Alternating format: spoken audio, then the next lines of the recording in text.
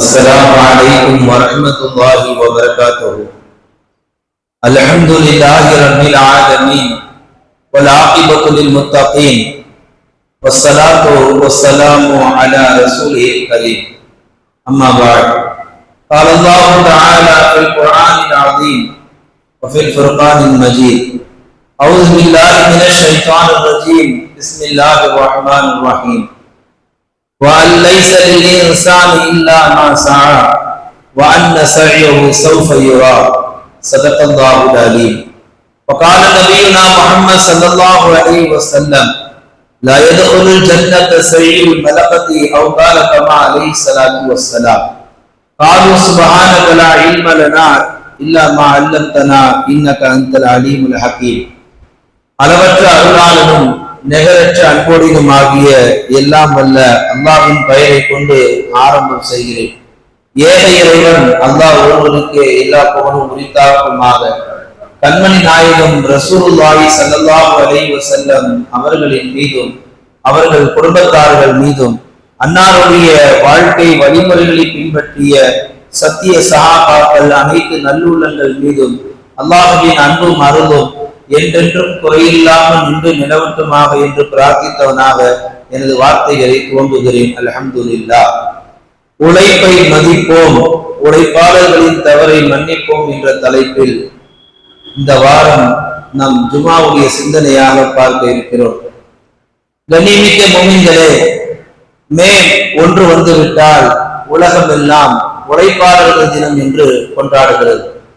இஸ்லாமிய பார்வையில் உழைப்பாளர்கள் எப்படிப்பட்டவர்களாக இஸ்லாம் வரவேற்கிறது என்று நாம் இந்த ஜும்மாவிலே பார்க்க இருக்கிறோம்.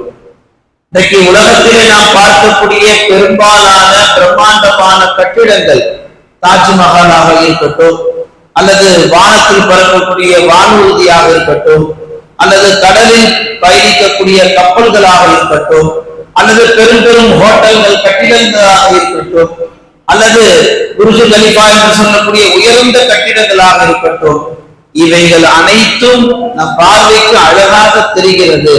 ஆனால் இந்த பிரம்மாண்டங்களுக்கு பின்னால் அல்லாஹ்வுடைய ஒரு பெரிய ஏற்பாடு என்னவென்றால், மனித குலத்தினுடைய உழைப்பு இந்த பிரம்மாண்டத்திற்கு பின்னால் அடங்கியிருக்கிறது. மனிதர்களுடைய உழைப்பு நாம் பார்க்கக்கூடிய குண்டூசிலிருந்து தொடங்கி பெரும் பெரும் மலையளவு உண்டான பொருட்களில் அத்தனையிலையும் மனித உழைப்புகள் மிக ஆழமாக இருக்கிறது. மனித உழைப்பு இல்லாவிட்டால் இந்த உலகம் சம்பித்து போய்விடும் என்பதற்கு நாம் வார்த்தையாக எதுவும் சொல்ல வேண்டாம். உழைப்பு தான் இந்த உலகத்திலே முதல் மூலதனமாக இருக்கிறது. உழைப்பு இல்லாமல் இந்த உலகத்திலே யாரும் எந்த ஒன்றையும் செய்துவிட முடியாது. உழைப்பை கொண்டுதான் அல்லாஹ் தஆலா இந்த உலக மக்களை ஒவ்வொரு நாளும் உயர்த்தி கொண்டிருக்கிறான். அந்த வரிசையில மே 1 வந்துவிட்டால் உழைப்பாளர்கள், நேற்று மே 1 உழைப்பாளர்கள் தினம் என்று உலகம் கொண்டாடியது. ஆனால் அந்த உழைப்பாளர்களை மதிக்கின்றதா? உழைப்பாளர்களுடைய சமயத்தில் ஏற்படக்கூடிய தவறுகளை முதலாளிகள் அதை மன்னித்து பெரும் மனது கொண்டு அவர்களை விட்டுவிடுகிறார்கள் என்று பார்த்தால் நிச்சயமாக கிடையாது. ஆதம் அலைஹிஸ்ஸலாம் காலம் தொட்டு இன்றைக்கு வரைக்கும் இந்த உலகத்தில் உழைப்பு என்பது இருந்து கொண்டிருக்கிறது. இஸ்லாம் மறுமை வாழ்க்கைக்காக வழிகாட்டக்கூடிய ஒரு வாழ்க்கை நெறியாக இருந்து கொண்டிருக்கிறது. அப்படி மறுமையை இலக்காக வைத்து வாழக்கூடிய முஸ்லிம்களுக்கு இஸ்லாம் சொல்லக்கூடிய ஒரு அற்புதமான செய்தி என்னவென்றால், நீங்கள் இந்த உலகத்திலே வாழ்வதனால் உலக பொருளாதாரத்தை நீங்கள் அடைந்து கொள்வதற்காக உங்களுக்கு விதிக்கப்பட்ட வரம்புக்குள் நீங்கள் பொருளாதாரத்தை தேடிக் கொள்ளுங்கள். அதே நேரத்தில் பொருளாதாரத்தை தேடக்கூடிய இந்த உழைப்பாளர்களை இஸ்லாம் உதாசீனப்படுத்தவில்லை. இஸ்லாம் ஒருபோதும் உழைக்கக்கூடிய உழைப்பாளிகளை கேவலப்படுத்தவில்லை. எந்த தொழில் செய்தாலும் அந்த தொழிலில் சுத்தம் இருக்க வேண்டும். சாக்கடை அள்ளக்கூடிய தொழிலாக இருந்தாலும் அதில் ஒரு சுத்தம், நேர்மை இருக்க வேண்டும். அது ஒரு சாக்கடை, அது ஒரு நாற்றம். ஆனால் அது நேர்மையும் நீளமும் இருந்தால் அந்த தொழிலில் இவன் உயர்ந்தவனாக இருப்பான். வழக்கத்தில் சொல்வது உண்டல்லவா, செய்யும் தொழிலே தெய்வம். அதுபோன்று இந்த செய்யும் தொழிலே தெய்வம் என்ற இந்த தத்துவம் உலகில் வாழக்கூடிய எல்லோரிடத்திலும் இருக்கிறது. யாருக்கும் இல்லைன்னு சொல்ல முடியாது. செய்கிற தொழிலே சுத்தமா, நேர்மையா, நீதமா உழைப்பாளிகள் உழைக்க துவங்கினால் இந்த உலகம் பெரிய வல்லரசாக மாறி போகும். இந்தியா வல்லரசாக ஆகாததற்கு காரணம் என்னென்று கேட்டால், பண முதலாளிகள் மட்டும் பணம் முதலாளிகளாக ஆகிக்கொண்டு போறார்கள். அவர்களால் பணக்காரனாக ஆன அந்த ஏழைகள் காலம் காலமாக அடித்தட்டு மக்களாகவும் உழைப்பாளிகளாகவே இருந்து கொண்டிருக்கிறார்கள். இஸ்லாம் சொல்லக்கூடியது உழைப்பாளர்களை இஸ்லாம் உதாசீனப்படுத்தவில்லை, ஊக்கப்படுத்துகிறது என்பதாக நம்மால் பார்க்க முடிகிறது. தபரானி என்ற ஒரு கிதாபிலே பதிவு செய்யப்பட்ட ஒரு செய்தி, அல்லாஹ் தஆலா தொழில் செய்யக்கூடிய தொழிலாளர்களை நேசிக்கிறான். அல்லாஹ் உலகத்துல யாரை நேசிக்கிறான், யாரை நேசிக்கல என்று ஒரு பட்டியல் போட்டா நீண்ட பெரிய பட்டியல் போகும். அல்லாஹ் நேசிக்கக்கூடியவர்கள் பட்டியலில் உழைக்கக்கூடிய உழைப்பாளர்கள் அல்லாஹ் நேசிப்பதாக பெருமானார் ஸல்லல்லாஹு அலைஹி வஸல்லம் குறிப்பிடுகிறார்கள். ஏன் அல்லாஹ் தஆலா உழைக்கக்கூடிய உழைப்பாளிகளை நேசிக்கிறான் தெரியுமா? அந்த உழைப்பாளி ஒரு தொழிலாளியாக இருக்க மாட்டார், அந்த உழைப்பாளி ஒரு பாபந்தியாக இருக்க மாட்டார், அந்த உழைப்பாளி இஸ்லாத்தினுடைய சட்டங்களை நெறிகளை கடைபிடித்து வாழ மாட்டார். ஆனா அவர் சரியான முறையிலே, நீதமான முறையிலே, நேர்மையான முறையிலே தொழில் செய்யக்கூடிய ஒரு சிறந்த உழைப்பாளியாக இருப்பார். அப்போ வணக்க வழிபாடுகளை வைத்து மட்டும் அல்லாஹ் நேசிப்பதில்லை. ஒரு மனிதனிடத்தில் நல்ல நேர்மையான ஒரு உழைப்பு இருந்தால் அந்த உழைப்புக்கு அல்லாஹ் மதிப்பு தருகிறான் என்பதாக தபரானி கிதாபிலே பதிவு செய்யப்பட்டிருக்கு. அதை இன்னும் விளக்கமா சொல்லப்படுது. அல்லாஹ் ஏன் உழைப்பாளிகளை நேசிக்கிறான்னா, ஒரு மனிதன் தன் குடும்பத்திற்காக எவ்வளவு தூரம் வேண்டுமானாலும் உழைக்க தயாரா இருக்கிறான். பணக்காரன் அல்ல, நடுநிலையான குடும்பவாதிகளை எடுத்துக்கின்ற தன் குடும்பத்திற்காக எவ்வளவு வேண்டுமானாலும் உழைப்பதற்கு தயார். நாடு கடந்து, கடல் கடந்து, மலை கடந்து, எவ்வளவு பெரிய வேலையாக இருந்தாலும் செய்வதற்கு துணிச்சல் இருக்கும், தைரியம் இருக்கும். காரணம், தன் குடும்பத்தை பாதுகாக்க வேண்டும். தன் குடும்பம் யாரிடத்திலும் போய் கையேந்த கூடாது.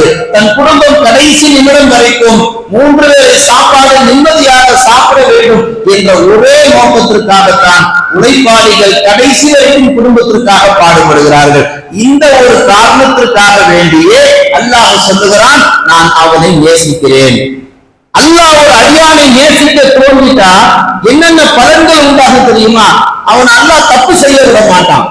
அவன் அல்லாஹ்வுக்காக எல்லா விதத்திலும் நேர்மையா நடக்க வைப்பான்.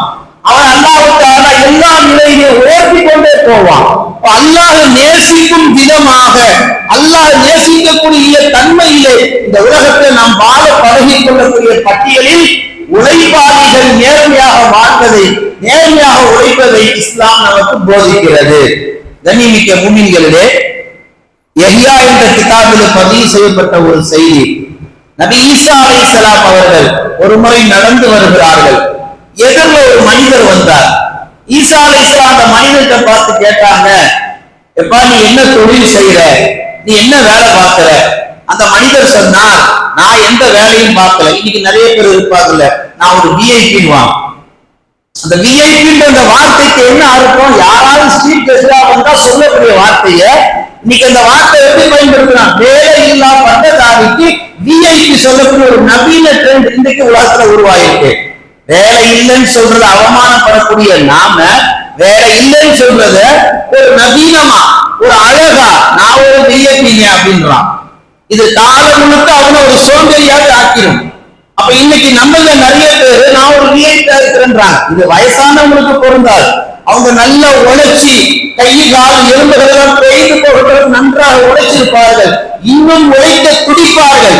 மருத்துவர்கள் வேண்டாம் என்று சொல்வார்கள், ஏன்? ஆரோக்கியத்தை கருதி. இது பெரியவர்களுக்கு பொருந்தாது. வாலிபர்களுக்கு இன்னைக்கு நிறைய பேர் படிச்சு பட்டதாரியா இருக்கிறாங்க, அதுல உழைக்கக்கூடிய ஆற்றல் இருக்கு, உழைக்க போக மாட்டாங்க. கேட்டா விஐபி சொல்லிக்கிறத ஒரு பெண்ணு, விஐபி சொல்லிக்கிற ஒரு தனிப்பட்ட ஒரு சந்தோஷம். ஈசா அலைஹிஸ்ஸலாம் கேட்டாங்க, நீ என்ன தொழில் செய்யற, நீ என்ன உழைக்கிற? அவர் சொன்னார், நான் எந்த உழைப்பு செய்யல, நான் எந்த தொழிலும் செய்யல. உன் குடும்பத்தினுடைய நிலைமை என்ன? உன் குடும்பத்துக்கு சாப்பாடு, உன் குடும்பத்தினுடைய செலவினங்கள் யார் பார்த்துக்கிறார்? அவர் சொன்னார், என் குடும்பத்தின் செலவினங்களை என் சகோதரர் பார்த்துக் கொள்கிறார். ஈசா நபி சொன்னாங்க, உன்னை விட உன் சகோதரர் பெரிய பலசாலி, பெரிய புத்திசாலி, பெரிய வணக்கசாலி என்றார்கள். நாம கவனிக்கணும், நாம வேலைக்கே போகாம 5 வேளை தொழுதுட்டு மார்க்கத்தினுடைய நெறிமுறையில கடைபிடிச்சுட்டு வாழ்றதுனால பெரிய நான் ஒரு மனசாலியா புத்திசாலி ஆயிட முடியாது. நாம பலசாலியாவும் புத்திசாலி ஆவதற்கு முன்னால நாம உழைக்கும் வர்க்கமாக இருக்க வேண்டும்.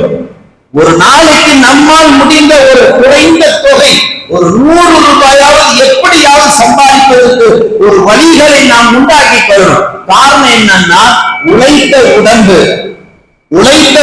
என்றைக்கும் சும்மா இருக்காது. சொல்லுவாங்கல்ல, சொரிஞ்ச கை சும்மா இருக்காது, சொரிஞ்சுக்கிட்டே இருக்கும். அது போல உழைத்த கையும் காலும் வீட்டுல சும்மா இருக்க ஏதாவது ஒரு வேலை பார்க்க சொல்லும். ஈசா நபி சொன்னார்கள், சிறந்த பெரிய வணக்கசாலி உன்னையில உன் சகோதரன். காரணம் என்ன? அவர் தொழுக நேரத்துல தொழுகவும் செஞ்சுக்கிறார், வியாபார நேரத்துல வியாபாரத்துக்கும் போய்கிறார், ஒரு சிறந்த நேர்மையான ஒரு உழைப்பாளியாக இருக்கிறார். எனவே அல்லாஹ் அவரை ஒரு தொழுகையாளியாகவும் விரும்புகிறான், ஒரு உழைப்பாளியாகவும் விரும்புகிறான். உண்மை அல்லாஹு தஆலா விரும்பவில்லை என்று நபி ஈசா அலைஹிஸ்ஸலாம் அவர்கள் உழைக்காமல் வாழும் மனிதர்களுக்கு சொல்லக்கூடிய ஒரு உபதேசமாக இருந்து கொண்டிருக்கிறது. கண்ணியமிக்க அல்லாஹ் நல்லடியார்களே, உழைப்பு எவ்வளவு பெரிய மதிப்பு வாய்ந்த மிக்க ஒரு செயல் தெரியுமா? உழைப்பை நாம் இன்றைக்கு சர்வ சாதாரணமாக எதுக்குமே உழைக்காமல், எந்த ஒன்றுக்குமே நாம் பாடுபடாமல் அப்படியே பணக்காரனா ஆயிரணும், அப்படியே வாழ்க்கையில பெரியவனா வந்துடணும், எந்த ஒரு வேலையும் சிந்தாம, எந்த ஒரு முயற்சியும் எடுக்காம, ரசூலுல்லாஹ் சொல்வார்கள், மன் ஜத்த வஜத, யார் முயற்சி செய்வார்களோ அவர்கள் வெற்றி பெறுவார்கள். எந்த உழைப்புல எந்த அளவு முயற்சி, அந்த அளவுக்கு முயற்சியை ஒரு படி கூட எடுத்து வைப்பதில்லை. அப்புறம் எப்படி வாழ்க்கையில முன்னுக்கு வர முடியும்?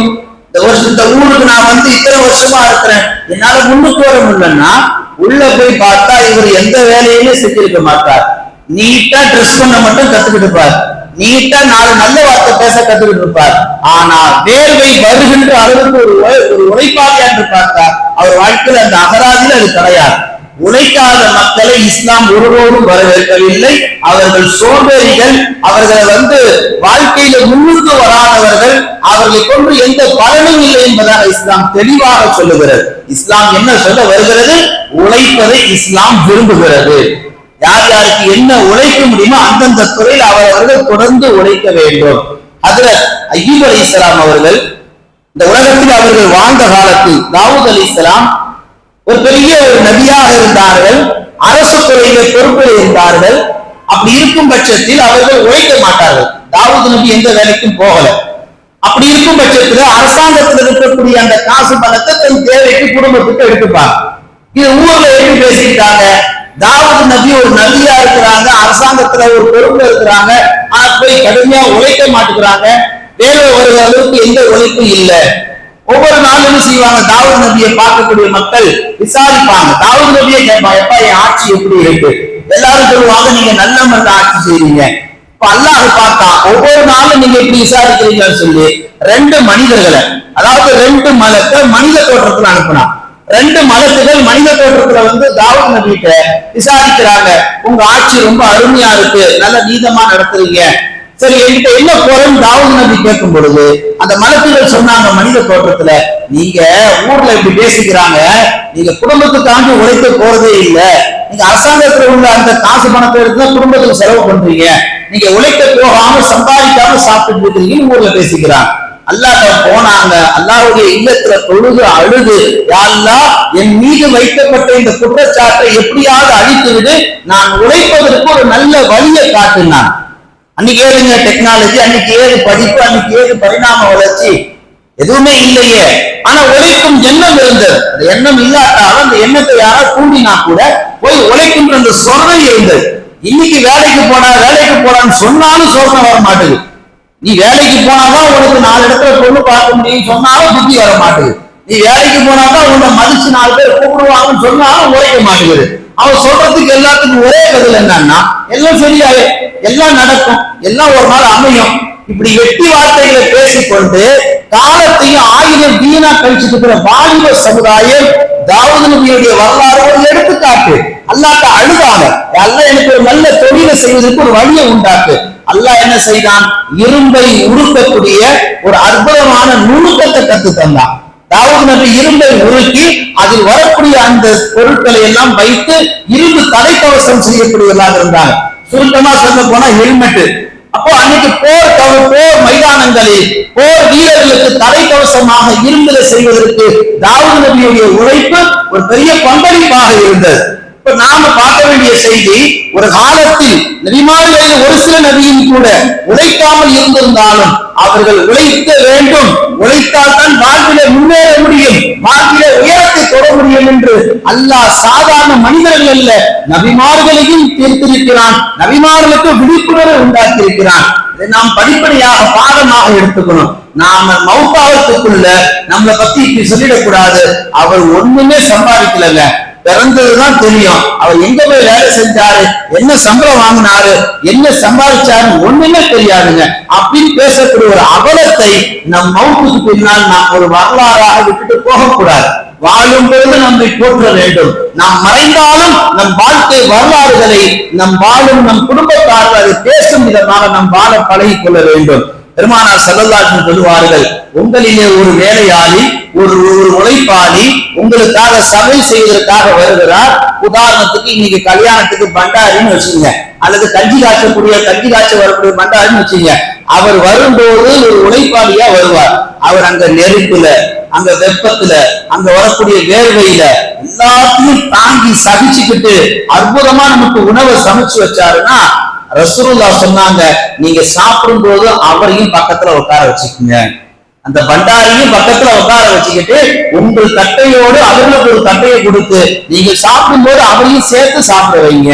ஏன், இன்னைக்கு நீங்க வாய்ப்பு ருசியா சாப்பிடுற இந்த உணவு உங்களால் வந்தது கிடையாது, யாரோ ஒரு உழைப்பால் வந்தது. நான் தான் காசு கொடுத்துட்டேனே, அவன் தான் காசு வாங்கிட்டானே, அவன் எதுக்கு என்னுடைய உயர்ந்த வீட்டுல உட்கார வைக்கணும், எதுக்கு என்னோட அமர வைக்கணும், இந்த நையாண்டி கேள்விலாம் கேட்கக்கூடாதுன்னாங்க ரசூலுல்லாஹ். ஒரு உழைப்பாளின் உழைப்பு இல்லாமல் எந்த ஒன்றையும் பார்த்து ரசிக்க முடியாது. ஒரு உழைப்பாளின் உழைப்பு இல்லாமல் எந்த ஒரு உயர்தரமான ருசிகரமான உணவு வைத்துக்கொள்ள போகாது. எந்த ஒரு உழைப்பாளின் உழைப்பு இல்லாமல் எந்த நல்ல ஆடைகளையும் கூட உடுத்த முடியாது. ஆடை உடுத்தும் போது கூட ரசூலுல்லாஹ் அந்த துஆவை கற்றுத்தந்த நோக்கம் என்ன தெரியுமா? யாரெல்லாம் இந்த ஆடையை நான் உடுத்துறேன், ஆனா இந்த ஆடையை உடுத்துவதற்கான எந்த தயாரிப்பும் நான் செய்யல. நாம போட்டிருக்கிற டிரெஸ்ஸுக்கு நாம என்னங்க உழைப்பு செஞ்சோம்? ஒரு 100 ரூபாய் காசை கொடுத்துட்டா அது பெரிய உழைப்பாது கிடையாது. அந்த ஆடை அழகாக வடிவமைப்பதில் ஒரு தொழிலாளி எவ்வளவு சிரமப்பட்டிருப்பார், ஒரு சிரமத்திற்கு பின்னால் தான் ஒரு அழகு வெளிப்படுகிறது. எனவே அந்த அழகை அனுபவிக்கக்கூடிய நீங்கள் அந்த அழகை உருவாக்கியவர்களை மதிக்க வேண்டும், அவர்கள் வாழ்வில உயர்த்த வேண்டும்.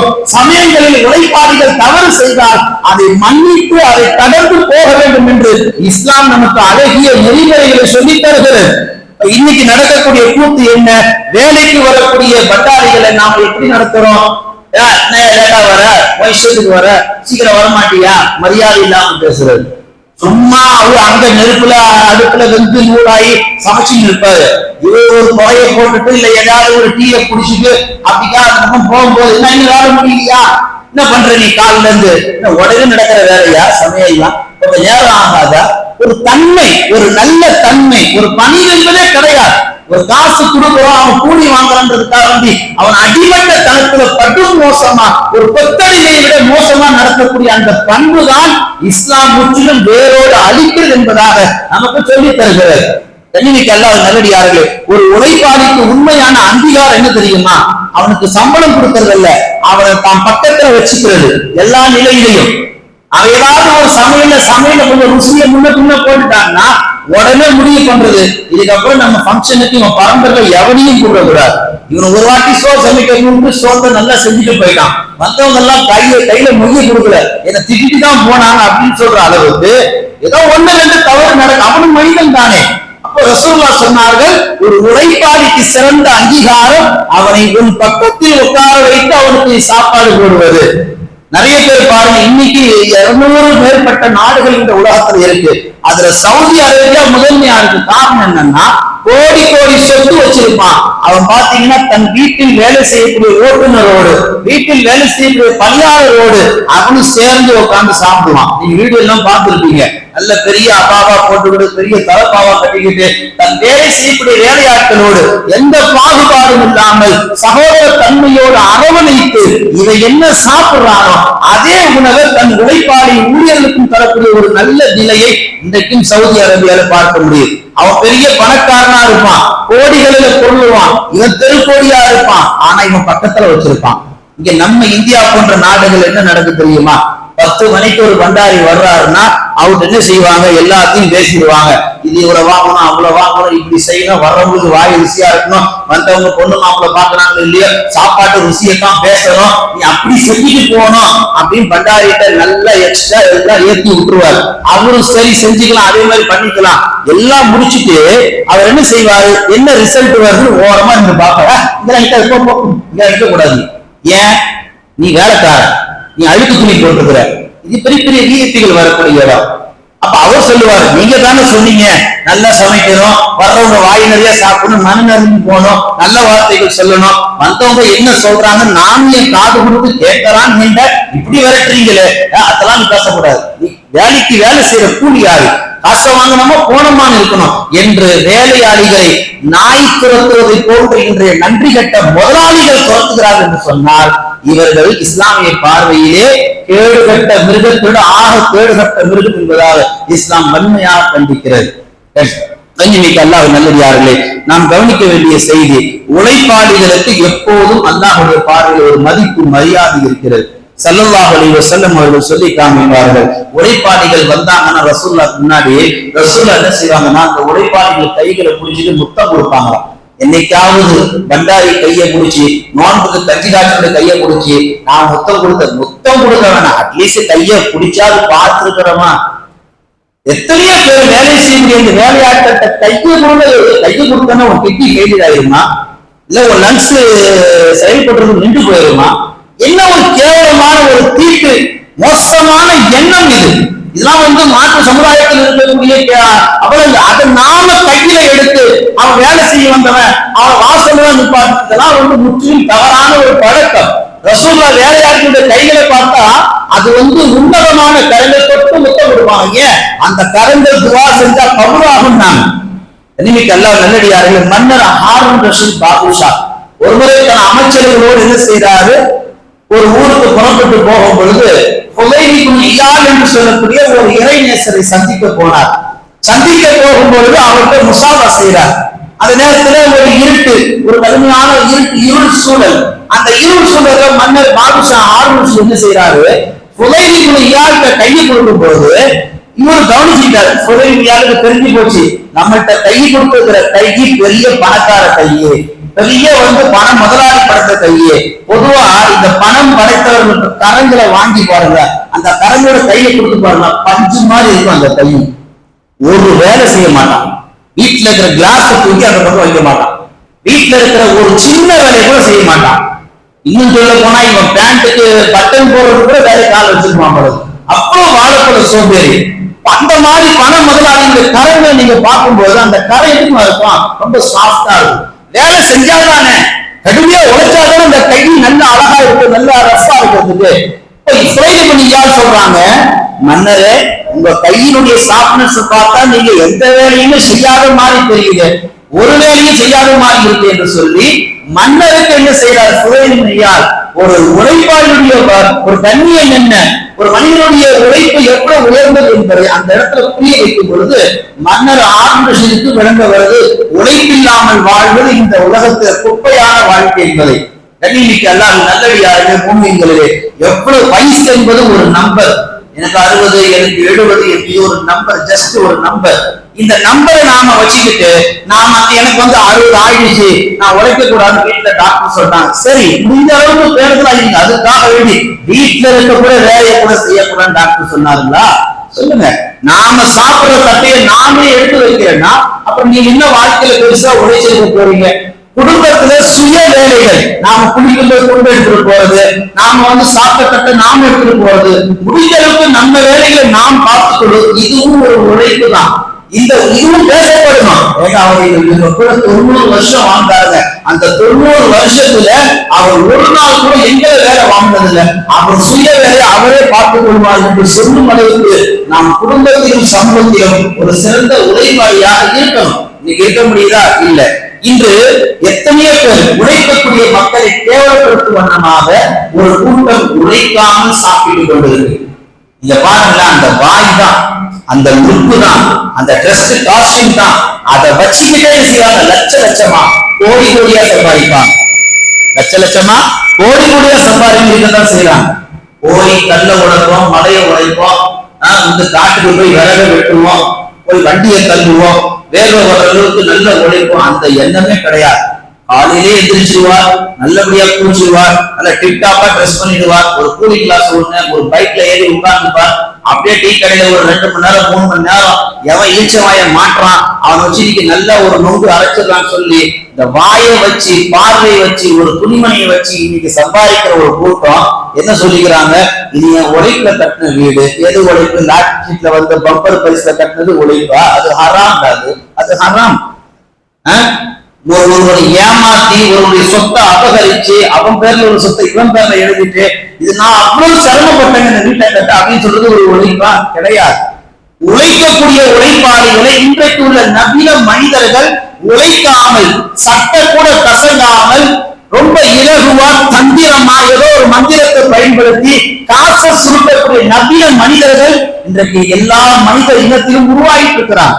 அப்படிப்பட்டவர்களுக்கு முன்னால் நாம் எப்படிப்பட்டவர்களா இருக்கணும்? கடுமையான உழைப்பாளியா இருக்கணும். ஒரு ஹதீஸ் ஒண்ணு, மா பஅஸல்லாஹு நபியன், அல்லாஹ் அனுப்பிய எல்லா தூதர்களும் உழைக்காமல் இருந்ததே இல்லை. அடுத்து சொல்வார்கள், ஃபகால அஸ்ஹாபுஹு வ அன்த, சஹாபாக்கள் கேட்பார்கள், யா ரசூலுல்லாஹ் அப்படின்னா நீங்களும் ஒரு நபி தானே, நீங்களுமா உழைப்பீங்க? ரசூலுல்லாஹ் சொல்வார்கள், இல்லா ரஅல் கனமி, இல்லா ரஅல் கனமி, உலகத்தில் வந்த அத்துணை நபிமார்களும் அல்லாஹ்வுக்காக அல்லாஹ் காண்பித்த அந்த வழியிலே உழைத்திருக்கிறார்கள். நான் கூட உழைத்திருக்கிறேன். எப்படிப்பட்ட தெரியுமா? நஅம் குன்த அர்ஆஹா அலா கராரித லிஅஹ்லி மக்கா. மக்காவுல சில பேர் சில கூலி தருவாங்க, சில கீராத்துக்காக வேண்டி, சில காசு கூலிகளுக்காக வேண்டி நானும் ஆடு மேய்த்திருக்கிறேன் என்பதாக கண்மணி நாயகம் ஸல்லல்லாஹு அலைஹி வஸல்லம் அவர்கள் உழைத்ததை இவ்வளவு பட்டவரத்தனமாக, ஒரு நபி என்ற கௌரவம் இல்லாமல், ஒரு தலைவர் என்ற ஒரு கிரீடம் இல்லாமல், ஒரு சாதாரண மனிதராக உழைப்பு எவ்வளவு முக்கியம் என்பதை இன்றைய வாலிபர்களுக்கு பெருமானார் புரிய வைக்கிறார்களே. கண்ணியமிக்க அல்லாஹ் நல்லடியார்களே, திருமதியில பதிவு செய்யப்பட்ட ஒரு ஹதீஸ். பெருமானார் ஸல்லல்லாஹு அலைஹி வஸல்லம் ஒரு சஹாபி வந்தார்கள், யா ரசூலல்லாஹ் நான் ஒரு வேலையாளி வச்சிருக்கிறேன், எப்ப பார்த்தாலும் அவன் தப்பு பண்ணிக்கிட்டே இருக்கிறான், நான் அவனுக்கு எத்தனை வாட்டி தான் மன்னிக்கிறது? நபிகள் நாயகம் ஸல்லல்லாஹு அலைஹி வஸல்லம் பொறுமையா இருந்தாங்க. 2வது வாட்டி கேட்டாங்க, நபிகள் நாயகம் ஸல்லல்லாஹு அலைஹி வஸல்லம் பொறுமையா இருந்தாங்க. 3வது வாட்டி கேட்டாங்க, நபிகள் நாயகம் ஸல்லல்லாஹு அலைஹி வஸல்லம் பொறுமையா இருந்தாங்க. 4வது வாட்டி கேட்கும்போது ரசூலுல்லாஹ் இந்த வார்த்தையை பதிவு செஞ்சாங்க, ஃபீ குல்லி யௌமின் 70 மர்ரதா, உங்ககிட்ட வேலை செய்யற வேலையாளிய ஒரு நாளை மன்னிக்க ஒரு வாட்டி முடியலன்னா மீது 69 வாட்டி மன்னிப்பது ஒரு மீது கடமைனா. ஒரு வாட்டி 2 வாட்டி மன்னிச்சா உங்களுக்கு வெறுக்கத்தான் செய்யும். 70 வாட்டி மன்னிங்க. 70 வாட்டி மன்னிச்சு அவன் அதுக்கப்புறம் அந்த தப்புதான் பண்றான்னா பாலப்படுத்துற ஊர் சேர்க்கிற மாதிரி நாசுக்கு அவனை கழட்டிடுங்க. எடுத்த இடத்துல ஒரு வாட்டி 2 வாட்டி நான் ஒழுங்கா இருக்கணும் அப்படி மன்னிச்சு விட்டுட்டீங்கன்னா அப்புறம் ஒரு மனிதன் தானே. குடும்பத்தினுடைய மனபாரம் இருக்கும், குடும்பத்தினுடைய கஷ்ட நஷ்டம் இருக்கும், உடல் வலி இருக்கும், உடல் சோர்வு இருக்கும், அவனை சுற்றி கேவலமான எண்ணங்கள் எல்லாத்தையும் அவனுக்கு தாண்டிதான் அவனுக்கு சர்வ செய்யறான், எல்லாத்தையும் தாண்டிதான் அவனுக்கு அவன் வேலை செய்யறான். அப்படி இருக்கும் பட்சத்துல எடுத்த இடத்துல ஒரு வாட்டி 2 வாட்டி மன்னிச்சுட்டு அவன் கேட்க மாட்டேங்கிறான்னா இது எந்த விதத்து நியாயம்? இஸ்லாம் உழைப்பை இந்த அளவுக்கு மதிக்கிறது. அதே நேரத்தில் உழைக்கக்கூடிய மனிதர்கள் தவறு செய்தால் அந்த தவறை எத்தனை வாட்டி மன்னிக்கணும் என்ற பண்பையும் மாண்பையும் இஸ்லாம் நமக்கு அழகாக போதிக்கிறது. அபு மஸ்ஊத் என்று சொல்லக்கூடிய ஒரு சஹாபி ஒரு வேலையை சேர்த்தனுடைய வேலையாளியை பார்த்து சொன்னாங்க, உன்னை என்ன பண்றோம்பா அப்படின்னு ஒரு கடுமையான குரல்ல எங்கோது ஒரு சத்தம், ஓ அபு மஸ்ஊதே நீ அல்லாஹ்வை பயப்படவில்லையா? திரும்பியும் பார்த்தாங்க யாரும் இல்லை. கொஞ்ச நேரத்துல கழிச்சு ரசூலுல்லாஹ் முன்னாடி வந்தான். பார்த்தா அந்த குரலுக்கு சொந்தக்காரர் ரசூலுல்லாஹ். சொன்னாங்க, ரசூலுல்லாஹ் அபு மஸ்ஊதே இந்த வேலைக்காரனை நீ அகற்றுவதை போன்று அல்லாஹ் உன்னை அகற்றுவதற்கு எவ்வளவு நேரம் ஆகும்? தன்னிடத்தில் வேலை செய்யக்கூடியவர்கள் மிரட்டவோ, அது அவர்கள் ஒரு வகையான வார்த்தை முறுக்கவோ, அல்லது பார்வை நான் பார்த்தா ஏற்றி வந்து சேர் போடணும், நான் பார்த்தா ஏற்றி கை கட்டி நிற்கணும், நான் வந்தான் எனக்கு மரியாதை, இதெல்லாம் இஸ்லாத்துல சொல்லப்படாத காரணங்கள். இதை நாமளே உருவாக்கி வச்சிருக்கிறோம், கிடையவே கிடையாது. பெருமானார் சொன்னார்கள், அல்லாஹ் உன்னை தண்டிப்பதற்கு ஒரு நேரம் ஆகும். அபு மஸ்ஊத் சொன்னார்கள், இனி ஒருபோதும் நான் அவரை என்னுடைய அடிமையாக வைக்க மாட்டேன், விடுதலை செய்கிறேன் என்று சொல்லி டோட்டலா விடுதலை செஞ்சிட்டார். பெருமானார் ஸல்லல்லாஹு அலைஹி வஸல்லம் சொல்லி காட்டுவார்கள், இந்த பண்பு எல்லா மனிதர்களுக்கும் வர வேண்டும். மஸ்ஜித் நபவியிலே அன்னை ஆயிஷா அறிவிக்கிறார்கள், ஒரு நாள் சஹாபாக்களோடு பெருமானார் அமர்ந்திருந்தார்கள். அப்படி அமர்ந்திருக்கும் பொழுது ஒரு கிராம சஹாபி வந்தார். யார் ரசூலல்லாஹ், நான் என்னிடத்தில் ஒரு வேலை செய்யக்கூடிய வேலையாளி இருக்கிறார்.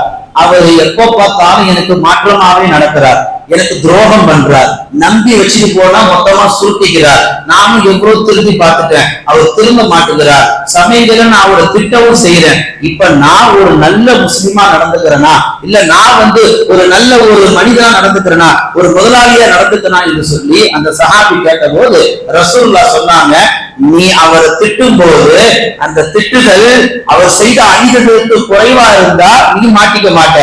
நீ திட்டின திட்டம் அவர் செஞ்ச அநீதம் ரெண்டும் ஈக்குவலா இருந்தா ரெண்டு பேருக்கும் பிரச்சனை இல்லை. அவர் அநீதம் குறைவா இருந்து உன் திட்டு அதிகமா இருந்துச்சுன்னா அவனை நாளை மறுமையில நீ மாட்டிப்பேன் நபிகள் நாயகம் ஸல்லல்லாஹு அலைஹி வஸல்லம். இன்னைக்கு நாம இதெல்லாம் முதலாளிகளா இருக்கக்கூடிய வர்க்கத்துல கவனிக்கணும். ஒரு சம்பளம் கொடுத்துட்டோம், அவர் வாங்கிட்டார் அப்படின்னு கிடையாது. அந்த உழைப்பாளிக்கு எவ்வளவு மன உளைச்சலை தந்திருக்கும் என்னைக்காவது யோசிச்சிருக்கிறோமா?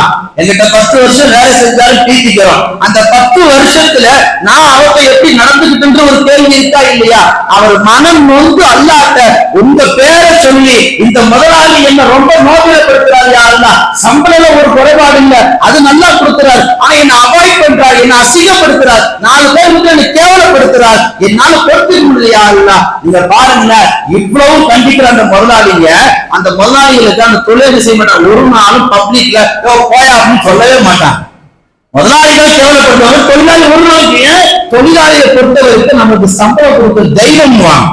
முதலாளிகள் அந்த ரேட்டில் வச்சிருக்கிறாங்க. ஆனா முதலாளிகள் என்ன செய்யறாங்க? தொழிலாளிகளை மனம் நோகும் அளவுக்கு நடந்து கொள்கிறார்கள். ரசூலுல்லாஹ்வுக்கு இறைச்சியில விஷம் கொடுக்கப்பட்ட ஒரு யூத பெண்மணி ரசூலுல்லாஹ் சாப்பிட்ட சஹாபாக்கள் சொன்னாங்க, யாரும் சாப்பிடாதீங்க, ஏன் அதுல விஷம் கலந்துருக்கு. சஹாபாக்கள் அவங்களை கொன்றுட்டுமா? ரசூலுல்லாஹ் வேணாம், மன்னிச்சு விட்டுருந்தாங்க. தனக்கு விஷம் வைத்த ஒரு பெண்ணை கூட, தான் தன்னை கொள்வதற்காக முற்பட்ட பெண்ணை கூட சஹாபாக்கள் கோபப்பட்ட போது ரசூலுல்லாஹ் மன்னிச்சாங்க. அந்த மன்னிக்கக்கூடிய மாண்பு முதலாளிகிட்ட வரணும். இன்னைக்கு வேலை செய்யக்கூடிய வேலையாளர்கள் எப்படி எல்லாம் பாடுபடுத்துறாங்க தெரியுமா? ஒரு பெரிய ஆலயம், அந்த ஆலயத்துல ஒருத்தர் வேலை செய்யறாரு. அந்த வேலை செய்யக்கூடிய ஆலயத்துல அந்த ஊழியர் அந்த முதலாளி சொல்றாரு, இன்னைக்கு ஒரு விஐபி வர இருக்கிறாரு, நீ அவரை போய் கரெக்டா பிக்கப் பண்ணிட்டு வந்துரு. இவருக்கு சொன்ன அட்ரஸ் தெரியல, இவர் அங்கங்க சுத்திட்டு வந்து நிக்கவும் முதலாளி போன் பண்ணி உன் சீட்டை கிழிச்சாச்சுன்றார். உன்னெல்லாம் எவன் முதலாளி ஆக்குறான்னு தெரியல. ரெண்டாவது, இதே இன்னொரு ஆலயத்தில் ஒரு என்ன செய்யறார், ஒவ்வொரு நாளும் மக்களுக்கு நல்லது என்று சொல்றார். அதுல ஒரு நாள் ஒரு புத்தகம் படிச்சார், அதுல இன்னொரு நாள் இன்னொரு புத்தகம் படிச்சார். 2 புத்தகமே நேர்வழி காட்டக்கூடியதுதான். 2 புத்தகமே ஏன் அமல் சிறப்பே வச்சுக்கீங்களேன், ஏன் முந்தோட அதிசய வச்சுக்கீங்களேன், உங்களுக்கு சொல்றோம்னு அதுதான் சொல்லணும். அப்படி படிக்கும் பொழுது அந்த ஊழியரை பார்த்து கேட்கப்படக்கூடிய ஒரு கேள்வி, உன்னை யார் இதெல்லாம் படிக்க சொல்றது? அப்ப அவர் சொல்றாரு, ஏன் 2மே நல்ல விஷயம் தானே, அதெல்லாம் நீ போய் ஏற்று பேசுற, நீங்க அசோட ஒரு வேலை முடிஞ்சது கேட்டுக்கிட்டாச்சு. இதே இன்னொரு விஷயம் என்னன்னா, முதலாளிகள் தொழிலாளிகளை பார்க்கும் பொழுது சலாம் சொல்லணுமா அல்லது வணக்கம் சொல்லணும். ஏன் நீ சொன்ன என்ன, ஒரு முதலாளியை நீ சலாம் சொல்லு, நீ குட் மார்னிங் சொல்லு, நீ இறங்கி வாங்க. ஒரு தொழிலாளிகள் என்ன சட்டம் இருக்கு, நீ எனக்கு சலாம் சொல்லல, நான் வரும்போது நீ என்ன மதிக்கல, அதனால நான் உன்னை வேலையை விட்டு நீ பார்த்துன்னு சொல்லி கேவலமான முதலாளிகள் இந்த உலகத்துல இருக்கிறதுனாலதான் உண்மையான உழைப்பாளிகளுடைய கண்ணியம் மகத்துவம் எதுவுமே வெளியே தெரியறது கிடையாது. அனுசரில்லா 10 வருஷம் பெருமானாட்கள் வேலை செஞ்சாங்கல்ல, அவங்களே சொல்றாங்க, ஒரு நாள் கூட ரசூலுல்லாஹ் என்ன ஏன் செய்யல, ஏன் செஞ்சு கேட்டதே கிடையாது. இன்னைக்கு 10 வருஷம் வேணாம், 10 நிமிஷம் ஒருத்தர் வேலை செஞ்சாலே போதும், அதுக்குள்ள 10,000 பிரச்சனை. அவர் அப்படி இருந்தால் எப்படி மனுஷன் தானே குறையத்தான் செய்யும். நாம என்ன வழியுள்ளாவா அதெல்லாம் சரி செஞ்சுட்டு போவ. கண்ணியமிக்க அல்லாஹ் நல்லடியார்களே, இந்த வேலை விஷயத்தில், உழைப்பாளிகள் விஷயத்தில் அவருடைய உழைப்பை மதிக்கக்கூடிய மக்களாக நாம் உருவாக வேண்டும். அதே நேரத்தில் அந்த மக்கள் செய்யக்கூடிய அந்த தவறை நாம் மறைத்து அதை மன்னித்து நாம் கடந்து போக வேண்டும். இல்லாவிட்டால் உழைப்பாளிகள் பதுவா செய்தால் முதலாளியாக்கிற நீ ஒரு நாள் அல்லாஹ் உன்னை ஏழையாக மாற்றி விடுவான். எல்லாம் வல்ல அல்லாஹ் தஆலா அப்படிப்பட்ட மோசமான ஒரு வாழ்வதை விட்டு அல்லாஹ் நம்ம எல்லோரையும் பாதுகாப்பானாக. யார் யார் எல்லாம் முதலாளி அந்தஸ்து இருக்கிறார்களோ அவர்களெல்லாம் நீதமாக, நேர்மையாக, மனிதநேயத்தோடு உழைப்பாளிகளை நடத்தும் விதமாக நடந்து கொள்ளவும், யார் யாரெல்லாம் உழைப்பாளிகளாக இருக்கிறார்களோ அவர்களெல்லாம் தன் முதலாளிக்கு நேர்மையாக, நீதமாக, நியாயமாக நடந்து கொள்ளவும் முன்வர வேண்டும். இல்லாவிட்டால் அல்லாஹ்ட்ட எல்லாத்துக்கும் கேள்வி உண்டு. எல்லாம் வல்ல அல்லாஹ் தஆலா பொறுப்பை உணர்ந்து வேலை செய்யக்கூடிய சிறந்த குறிப்பாக அல்லாஹ் நம்மை ஒழுங்கை செய்வானாக. எதை பேசணுமோ எதை கேட்டோமோ அதன்படி அமல் செய்யக்கூடிய நல்ல தௌஃபீகை வல்ல நாயகன் நம் எல்லோருக்கும் வழங்குவானாக. ஆமீன். வ ஆகிரு தஅவானா அல்ஹம்துலில்லாஹி ரப்பில் ஆலமீன். அஸ்ஸலாமு அலைக்கும்.